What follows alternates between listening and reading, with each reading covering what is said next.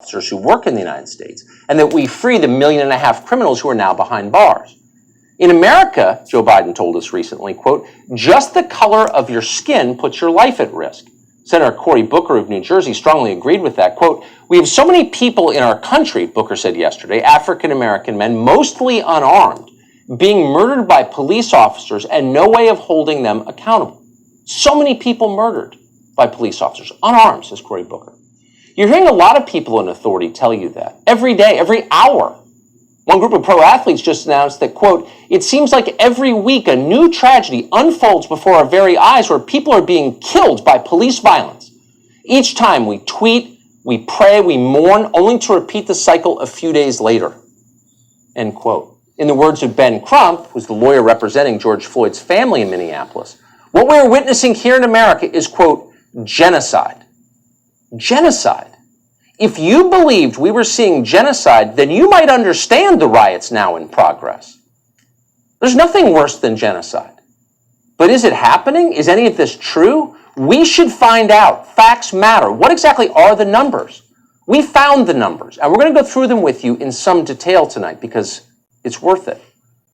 Since 2015, the Washington Post has maintained a comprehensive database of fatal police shootings in this country. Last year, the Post logged a total of 1,004 killings.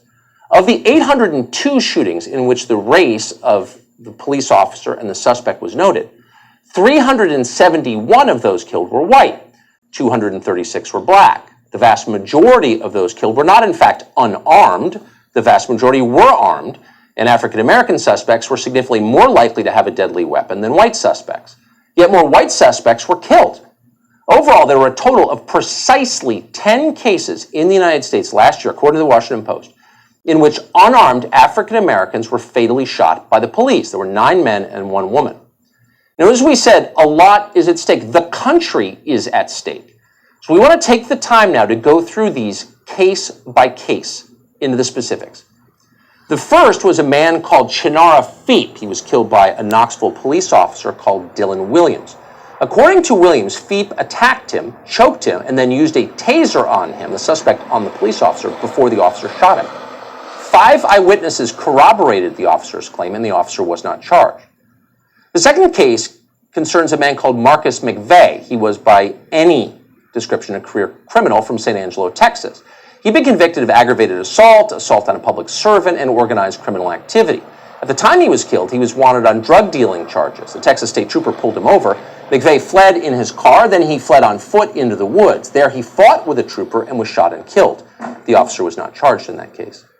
Marzua Scott assaulted a shop employee. When a female police officer arrived and ordered the suspect toward her car, he instead charged her and knocked her to the ground.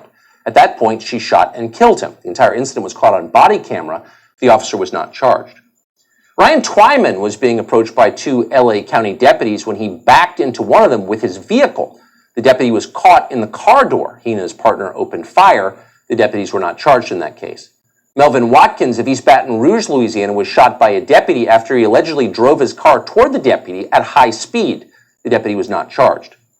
Isaiah Lewis, meanwhile, wasn't just unarmed, he was completely naked. Williams broke into a house and then attacked a police officer. The police tased Williams, but he kept coming at them and attacking. The officers shot him. They were not charged. Atiana Jefferson was shot by a Fort Worth deputy called Aaron Dean. A neighbor had called a non-emergency number after seeing Johnson's door open, thinking something might be wrong. Police arrived. Johnson saw them approach from a window and was holding a gun at the time. According to body camera footage, the officer shot Johnson within seconds. Jefferson, that officer has been charged with homicide. Christopher Whitfield was shot and killed in a place called Ethel, Louisiana. He had robbed a gas station.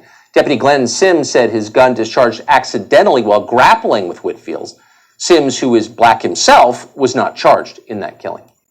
Kevin Mason was shot by police during a multi-hour standoff. While Mason turned out not to have a gun, Mason claimed to have a gun, claimed to be armed, and vowed to kill police with it.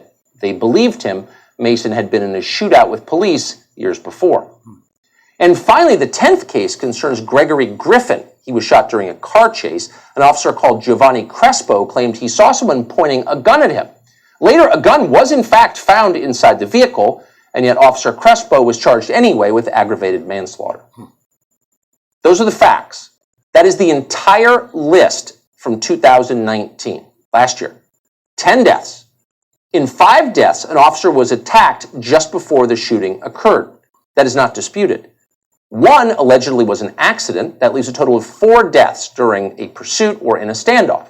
So out of 4, in 2 of those cases, in fully half, the officer was criminally charged.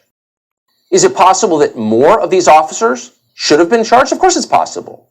Justice is not always served, that's for sure. But either way, this is a very small number in a country of 325 million people. This is not genocide. It's not even close to genocide. It is laughable to suggest it is. In fact, the number of police killings is dropping. In 2015, during Barack Obama's presidency, 38 unarmed black Americans and 32 whites were slain by police. Overall totals have fallen since then, and they have fallen far more dramatically for African American men. Last year was the safest year for unarmed suspects since the Washington Post began tracking police shootings. It was the safest year for both white and black suspects. At the same time, this country remains a dangerous place for police officers. 48 of them were murdered in 2019, according to FBI data. That's more than the number of unarmed suspects killed of all races. One final number for you, because it matters. In 2018, 7,407 African Americans were murdered in the United States. If 2019 continues on a similar trajectory, and we hope it doesn't, but if it does, that would mean that for every unarmed African American shot to death in the United States by police, more than 700 were murdered by someone else, usually by someone they know. Again, those are the facts. They are not in dispute. Are African Americans being hunted, as Joy Reid recklessly claimed on MSNBC recently? Or is something else happening? Is our nation being ripped apart by a total and complete lie, a provable lie, a lie used by cynical media manipulators and unscrupulous politicians who understand that racial strife, race hatred, is their path to power, even if it destroys the country?